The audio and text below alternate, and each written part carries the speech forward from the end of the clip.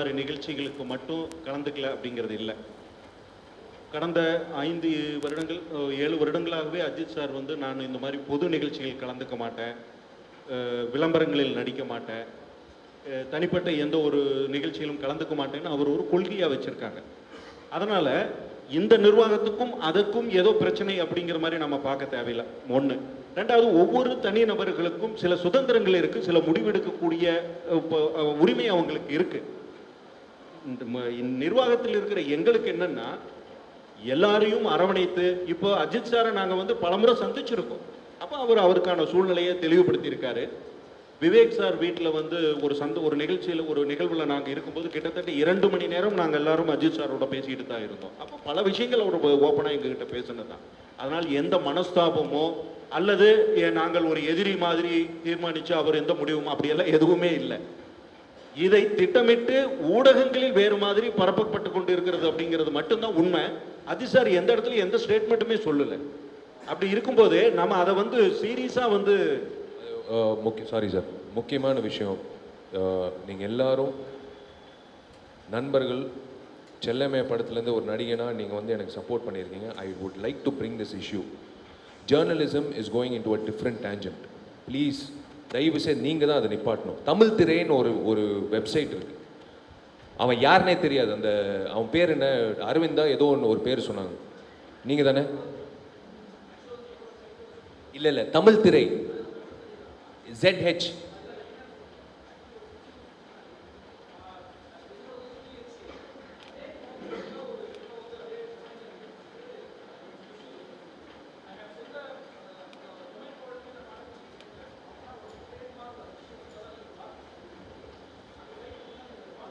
Thank you. இது நீங்கள் அவர் சொன்னார்ல, நீங்கள் இது கேட்டுக்கோங்க. It is going in to different டேஞ்சன். நான் சொல்கிறேன்னா, சொல்லாத ஒரு இன்டர்வியூ, கொடுக்காத ஒரு இன்டர்வியூ வந்து tamilthirai.com அப்படின்ட்டு போடுறாங்க.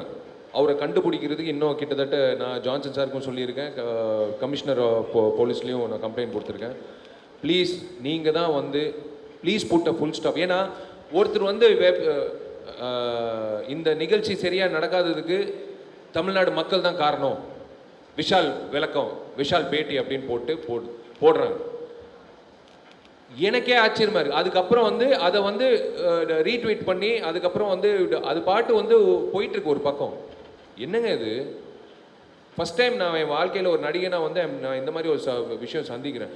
ஏதாவது கேள்வி கேட்கணுன்னா நான் டைரெக்டாக நான் பதில் சொல்லுவேன், விளக்கம் சொல்லுவேன், இன்டர்வியூ கொடுப்பேன். But what is this? Please நான் ரிக்வெஸ்ட்டை நான் உங்ககிட்ட கேட்டுக்கிறேன். Please put an end to this. இந்த மாதிரி ஜேர்னலிஸ்ட் இந்த மாதிரி வந்து ஒரு ஃபேக், அதாவது யாருனே தெரியாத ஒரு நபரை வந்து ஒரு ஆர்டிக்கல் போட்டதெல்லாம் நீங்கள் தான் எல்லாரும் நிப்பாட்டணும். Because it's creating ripples. தேவையில்லாமல் வந்து ஒரு சர்ச்சையை உண்டாக்குது. I hate to address this. Thank you.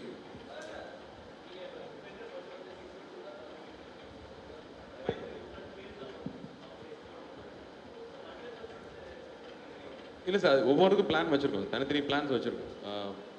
டொனேஷனாக வாங்குறது ஒரு தனி பிளான் இருக்குது, ஒரு மூவி பண்ணுற பிளான் இருக்குது. அது இல்லாமல் கமல் சார் வந்து என்ன பண்ணணும்னு சொல்லுங்கள், நான் கூட இருக்கேன்னு சொல்லியிருக்காங்க.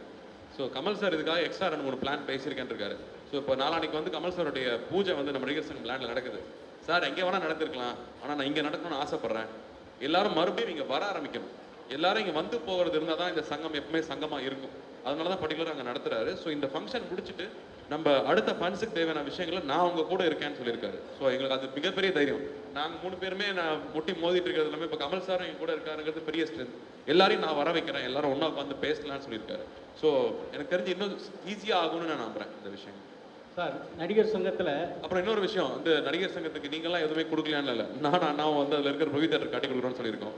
அதில் இருக்கக்கூடிய இலவச கல்யாண மண்டபத்தை ஐசர் சார் கட்டி கொடுக்குறேன்னு சொல்லியிருக்காரு. அப்படி ஒவ்வொருத்தரும் எல்லாருக்கும் அது கான்ட்ரிபியூட் பண்ணுங்கிற ஆசை இருக்கு. யாரோ சும்மா எங்கேயோ உட்காந்து பேசிட்டு இருக்காங்க, அதையும் நீங்க நியூஸா கேரி பண்றீங்க. அது ஒண்ணுதான் எங்களுக்கு வருத்தமா இருக்கு. யாரோ வாட்ஸ்அப்ல போற செய்தி எல்லாம் பத்திரிகை செய்தியா ஆயிட்டு இருக்கு. நீங்க உட்காந்து டேபிள் எழுதுறது இல்லாம இன்னைக்கு வந்து ரீட்வீட் பண்ற மாதிரியும் ஷேர் பண்ற மாதிரியும் பத்திரிகை செய்தி ஆயிட்டு இருக்குங்கிறதா எங்களுக்கு வருத்தமா இருக்கு. சார், நடிகர் சங்கத்தில் கிரிக்கெட் போட்டி நடத்துன விதத்தில் 8 கோடி கிட்ட கைவசம் இருக்குன்னு சொன்னீங்க. இந்த புது பில்டிங் கட்டுறதுக்கு எவ்வளவு எஸ்டிமேட் பண்ணியிருக்கீங்க, இல்லை எவ்வளவு தேவைப்படும், அதுக்கான என்னென்ன செய்ய போறீங்க? அதாவது நடிகர் சங்க இப்போது இருக்கக்கூடிய பிளான் எங்களுடைய எஸ்டிமேட் படி 24 கோடி ரூபாய் ஆகும்.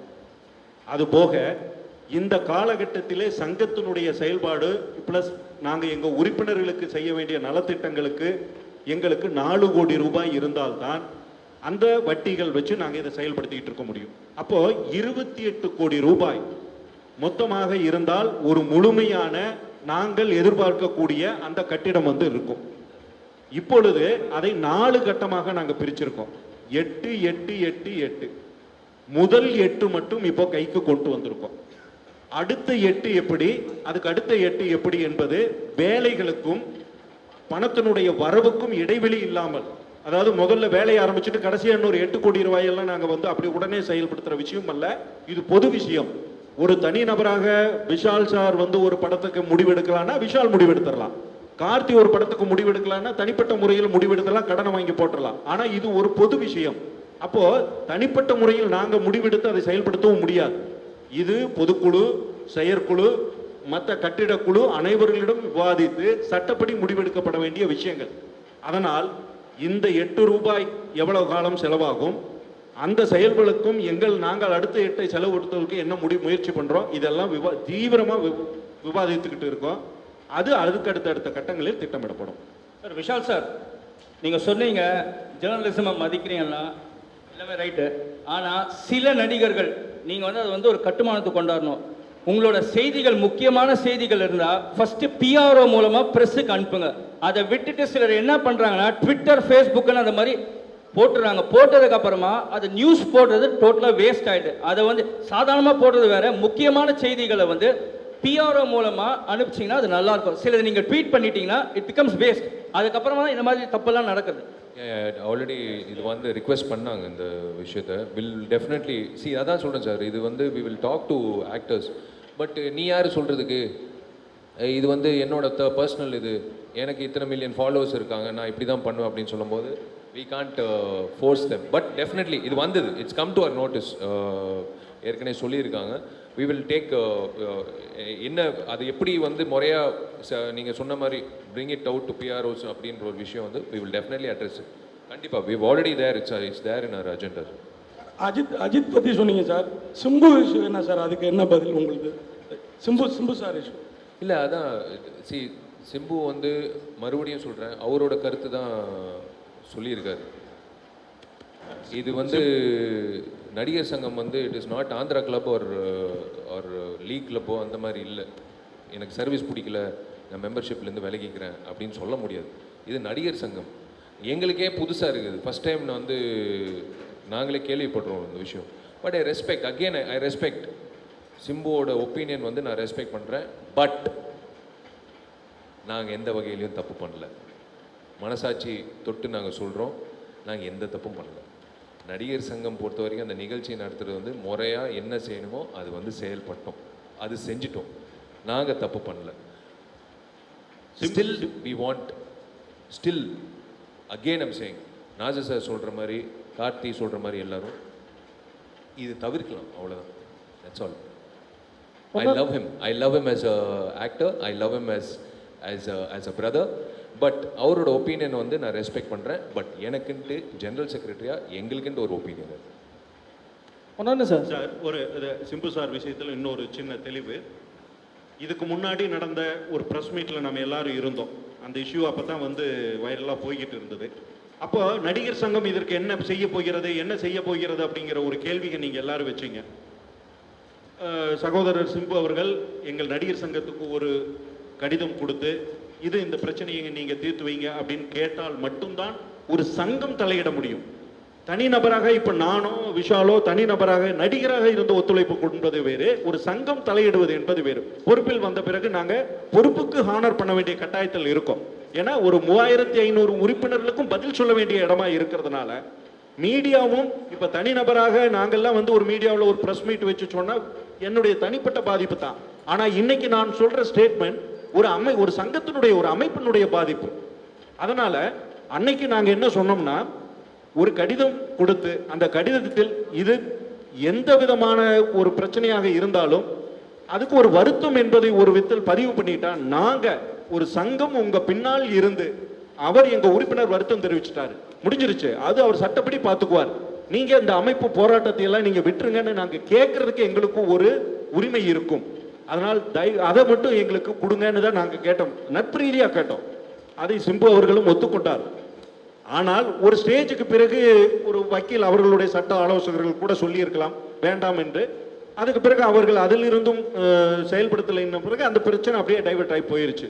ஆனால் 3 மாதத்துக்கு பிறகு இந்த சம்பவம் டிசம்பரில் நடந்தது. 3 மாதத்துக்கு பிறகு அது சார்ந்த விஷயம் பிளஸ் கிரிக்கெட்டில் வந்து நடிகர்களை கோமாளிகளாக பயன்படுத்தி விட்டார், காமெடியர்களாக பயன்படுத்தி விட்டார் என்று சொல்லி ஒரு வருத்தம் தெரிவித்து இதை சொல்லும் போது எங்களுக்கு சங்கடமா இருக்கு.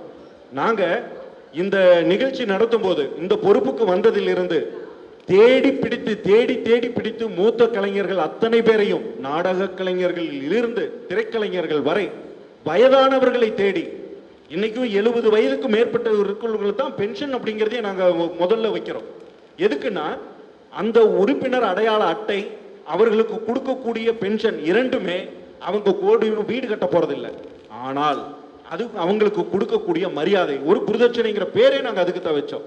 அப்படி இருக்கும்போது நடிகர்களை கோமாளிகளாகவும் காமெடிகளாகவும் பண்ணிட்டாங்க அப்படின்னு சொன்னா எங்களுக்கு ஒரு சங்கடம் வருது. நாங்க அப்படி ஒரு இடத்துல இல்லை.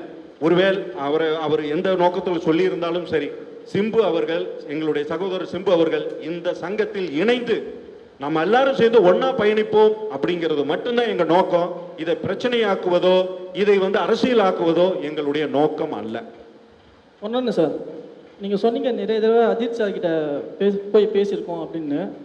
அப்போது பேசும்போது அவர் வந்து இந்த நடிகர் சங்கத்தில் கட்டட நிதியை வந்து மக்கள்கிட்ட கலெக்ட் பண்ண வேணாம், நம்மளே போட்டு கட்டலாம் அப்படின்ற விஷயத்த உங்ககிட்ட பதிவு பண்ணாரா? அந்த விஷயத்தை பற்றி சொல்லுங்க. இல்லைங்க, இல்லை அந்த மாதிரி பதிவுகள் இணையதளத்தில் வந்ததற்கே தவிர தனிப்பட்ட முறையில் அவர் எங்களுக்கு அந்த மாதிரி தகவலையும் சொல்லலை. இன்னொன்று, எங்களுக்கு தேவை பணம். அந்த பணம் ஒரு உறுப்பினர்களுடைய பங்களிப்போடு அந்த பணம் இருந்தால் எங்களுக்கு மிக மிக சந்தோஷம். இன்னைக்கு 28 கோடி ரூபாய்னு நாங்கள் இன்னைக்கு முன்னாடி சொல்றோம். 8 கோடி ரூபாய் இவ்வளவு பேரும் சேர்ந்து எங்கள் அறிவுக்குட்பட்டு ஒரு திட்டமிட்டு நாங்கள் கலெக்ட் பண்ணியிருக்கோம். அதுவும் வெறும் 60 நாட்களில் கலெக்ட் பண்ணப்பட்ட விஷயம். நாங்கள் பொறுப்புக்கு வந்து 180 நாட்கள்னு சொன்னோம். அதில் இதுக்கான திட்டம் 60 நாளில் திட்டமிடப்பட்டது. அந்த 60 நாளில் திட்டமிடப்படும் போது இந்த ஸ்டேடியம் இன்னைக்கு வரலும் கொடுக்கப்படாமே இருந்தது. விளையாட்டு ஸ்டேடியம் என்பது கொடுக்கப்படலை.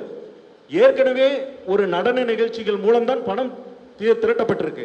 எங்களுடைய சக நடிகர்களை ஒரு கொச்சையான பாடலுக்கோ ஒரு ஆடை குறைந்து அவர்களை பற்றி நாங்கள் பணம் சம்பாதிக்கணும் வேண்டாம். அப்போ இன்னைக்கு இருக்கக்கூடிய விஷால், ரமணா போன்றவர்கள் சிசிஎல்ல வந்து ஒரு மிகப்பெரிய அளவில் அனுபவம் இருந்தது. அவங்களுக்கு ஒரு விளையாட்டு அனுபவம் இருந்தது. சிசிஎல்ல விளையாண்ட அனுபவத்துல தான் ரமணா என்ன சொன்னா அப்படின்னா, ஒரே ஒரு வீடியோ ஃபுட்டேஜ் ஒன்று அவனா கிரியேட் பண்ணி இன்ட்ரெஸ்டா கிரியேட் பண்ணி கொண்டு வந்து, சார் இப்படி ஒன்று பண்ணுனா இதில் நம்ம பணம் கலெக்ட் பண்ண முடியும் சார் அப்படின்னு ரமணா தான் அந்த ஃபர்ஸ்ட் ஐடியாவை கொண்டு வந்தது.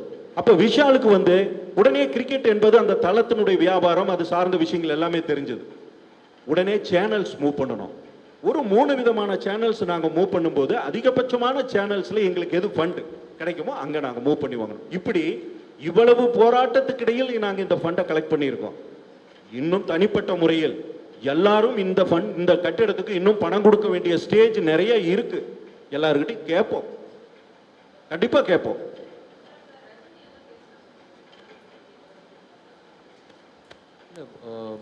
ரஜினி சார், கமல் சார் எல்லாரும் வந்து உணர்ந்த ஒரு விஷயம் வந்து அன்னைக்கு ரொம்ப ரொம்ப ஆரோக்கியமான ஒரு விஷயம். அன்னைக்கு அந்த அட்மாஸ்பியரே வந்து எல்லாரும் ரசித்து என்ஜாய் பண்ணாங்க.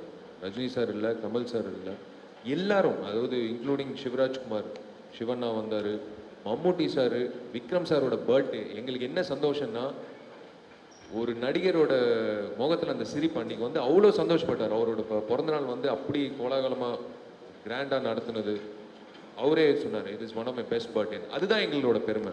ரஜினி சார் கொடுக்குற அந்த ஊக்கம், கமல் சார் எப்போவுமே கொடுத்துட்டு இருக்கிற ஊக்கம் எல்லாமே தான் நாங்கள் வந்து இல்லை நாங்கள் தனி நம்ம மட்டும் இல்லை எல்லாரும் சேர்ந்து தான் அதே உணர்வுள்ள இருக்காங்க அப்படின்னு சொல்லிட்டு தான் நாங்கள் இருக்கோம். We are getting the best support because we are doing our best.